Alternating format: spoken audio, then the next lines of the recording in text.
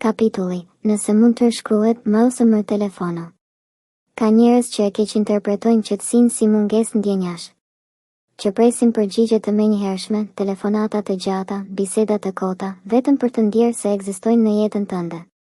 Por ka nga ata, si ne, që duam të ruajmë hapësirën tonë, kohën tonë, energjinë tonë. Jemi ata që e vlerësojmë heshtjen më shumë se zhurmën, tekstin e thjeshtë më shumë se telefonatën dramatike. Jetojmë në një epokë ku gjithçka mund të zgjidhet me një mesazh. Dhe kur dikush zgjedh të telefonojë për diçka që mund të shkruhet, shpesh nuk po kërkon komunikim, po kërkon vëmendje, kontroll, një shenjë që je aty në dispozicion në çdo çast. Por nuk je. Nuk duhet të jesh. Sepse paqja jote vlen më shumë se çdo bisedë që e lodh shpirtin.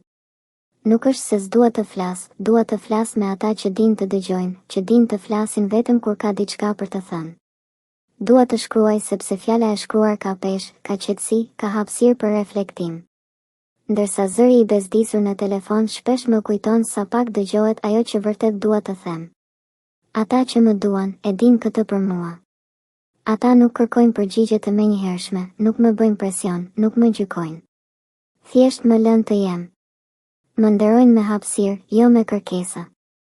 Më japin kohë, jo panik. Sepse dashuria, respekti, lidhja nuk maten me sa shpesh flasim, por me sa mirë kuptohemi edhe kur nuk themi asgjë. Qetësia nuk është mungesë e dashurisë, është një formë e lartë e soje. Nuk është egoizëm të mbrosh paqen tënde, është vetë dashuri. Dhe kush e njeh dashurinë e vërtetë, e kupton edhe heshtjen.